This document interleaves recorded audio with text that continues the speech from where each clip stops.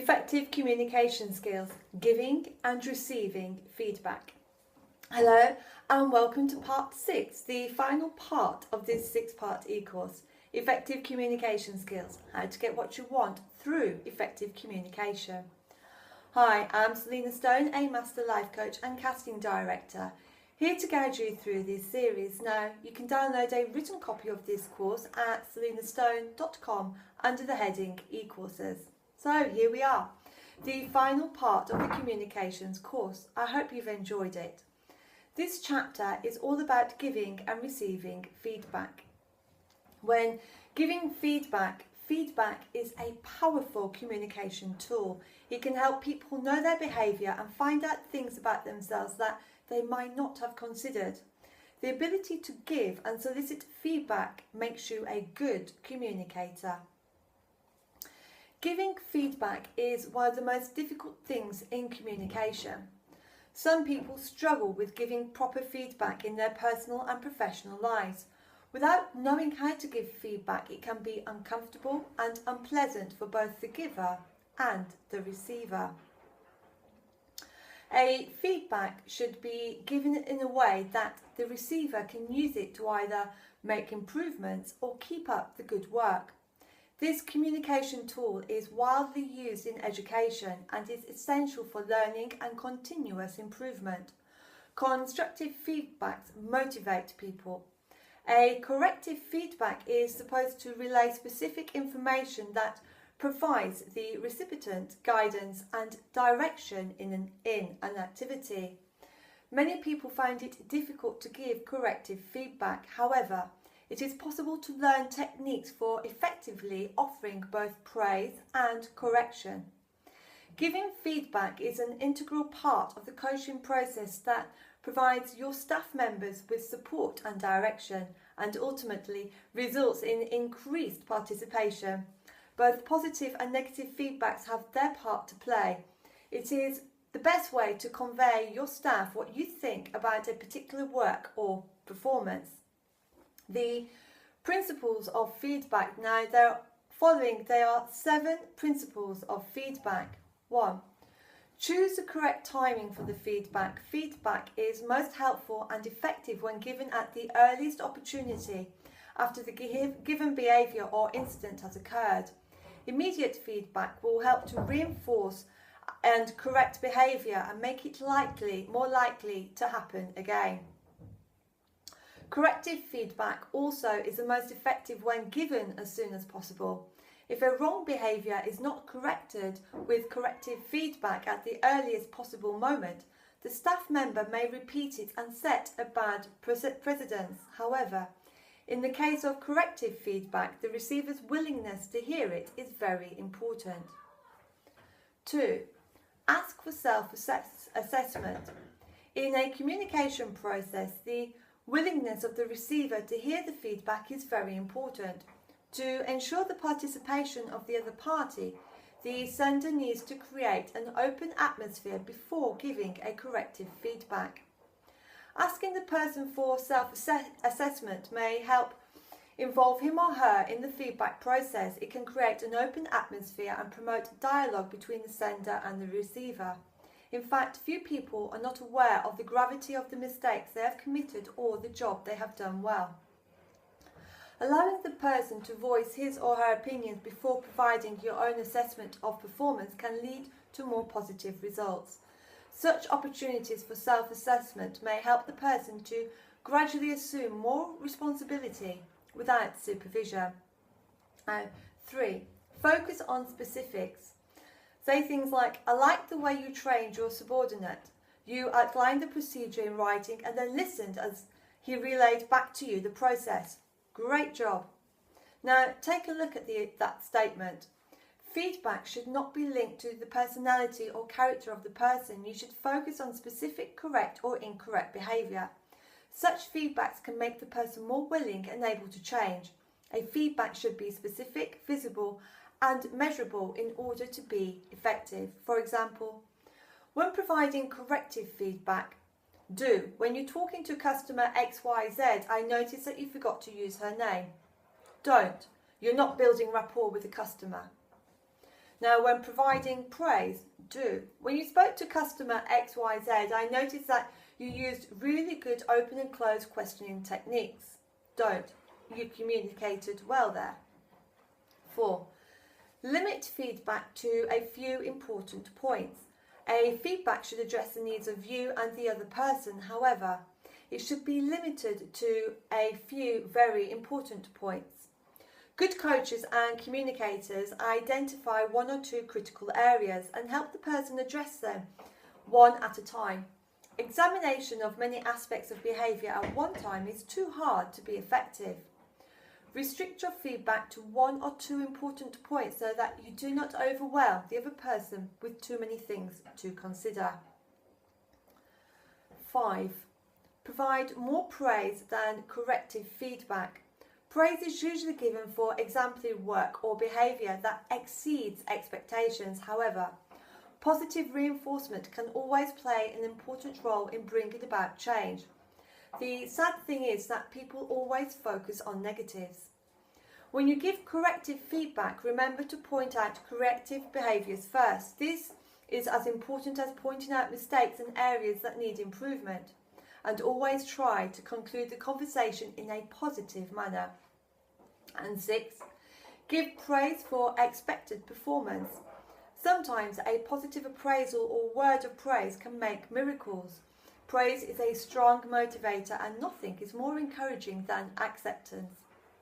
People deserve to be praised for doing their job to the expected level. In fact, positive feedbacks are enjoyable for both the sender and the receiver. One thing you have to keep in mind is that praising anyone who meets established standards is as important as praising the exceptional performer. Tell the person exactly why you're praising him or her in clear and specific words. Remember, praise may be what it takes to turn an average employee into an exceptional one. 7. Develop your action plans. Effective implementation of any process needs an action plan. You need to work together with subordinates to identify the desired performance or result and how it can be achieved. Also, decide a deadline for the completion of the steps. Useful techniques to use when giving feedback are: please view the diagram on your worksheet for this. In short, it goes something like this: open-ended questioning to reflecting back, maintaining silence, active listening, then initiating the action and offering ideas, gaining the ownership, summarising and being sensitive. Open-ended questioning do not have to preset a limit. They promote continued conversation and allow the person to give more details. They're meant to draw out more information and often give more insight into the other person's feelings. Consider the following question: do you like the new programme? The question can be answered with a yes or a no, or with a simple statement of fact. But what about asking the following question instead? What are your concerns about this new programme? Then you use words like what, how, who, tell me. Avoid closed questions when you're trying to get more information from someone.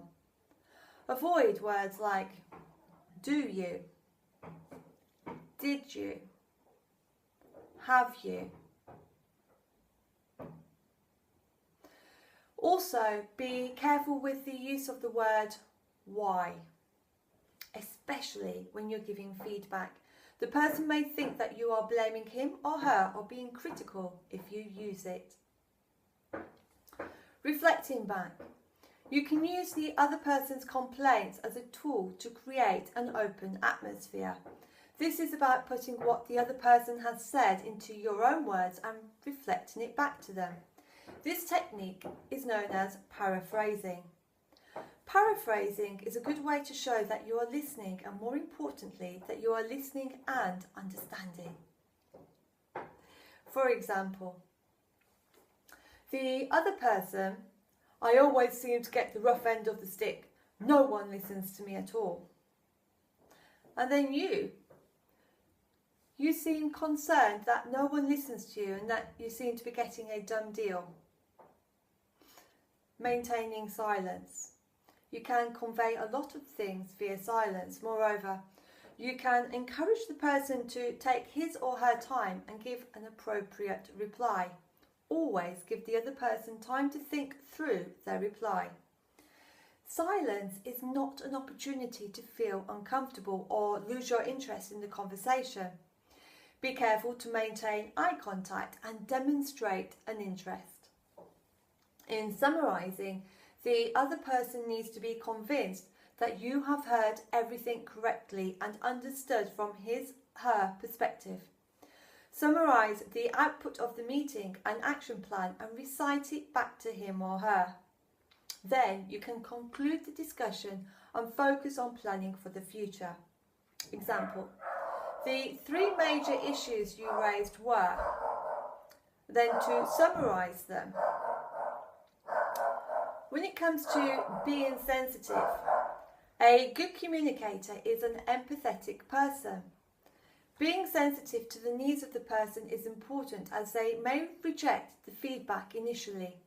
Give the person space and time to think. This may help him or her to absorb the feedback in its true sense. Initiating action and offering ideas. Feedback is always associated with improvement, so giving a well-structured action plan and some ideas for the betterment of the performance can be very constructive. Consider the following example. Can you think of an action that would help build on your skills in this area? Do not allow your personal opinion to reflect in the ideas you offer. You may have many other opportunities to do that. Gaining ownership. You need to make the person feel comfortable to act in line with your feedback. For this, you can help him or her to integrate the feedback into his or her experience. Then he or she can have a point of view other than yours. Linking the feedback as much as possible to business results and objectives will help increase ownership. Remember, any change in behaviour will only occur through acceptance and ownership of the feedback by that person. Receiving the feedback. Now, there are times when you face the other side of the coin too. While giving feedback, remember that sometime or other you will also be at that. Let's just call it the receiving end, so be prepared. Etch this onto your mind. As long as the feedback comes to you in a non-judgmental and appropriate fashion, accept it as a valuable piece of information for learning and for our continued development as a person. This valuable piece of information is what we call constructive feedback and is critical for self-development and growth. Here are some points to remember when you receive feedback. Don't shy away from constructive feedback. Welcome it. Accept feedback of any sort for what it is, information. Evaluate the feedback before responding. Make your own choice about what you intend to do with the information. The feedback emotional roller coaster. Now, this is a feedback model that you should keep in mind while giving or receiving feedback. DAWA, D-A-W-A. D stands for denial. This is typically associated with jumping the gun. Most people, while receiving feedback, tend to jump at it and immediately get defensiveness by arguing, denying or justifying. Try to avoid it. This just gets in the way of appreciation of the information you are being given. A is for anger. So you've been told that your work is not as good as what it ought to be. Here comes anger coming right after denial, where you said it's as good as always. You get angry as the feedback stews in your mind and body. The immediate reaction is to fume. W for withdrawal. Once the anger dies down, people get time to reflect and ponder on the feedback. Well, I've been making more mistakes than normal. This is when time is taken out to mull over the feedback and think about what it actually means. And then we come to A, acceptance. The withdrawal stage is closely followed by the final part of this model, accepting the feedback, assessing its value and the consequences of ignoring it or using it. I have been making mistakes. Well, that's it for today and the course. Trust you've enjoyed it. Don't forget to try out the tips. Good luck, and remember, if at any time you wish to download this course so that you may fill in the questions on the worksheet, then please go to selinastone.com under the heading e-courses. As always, until next time, be lucky.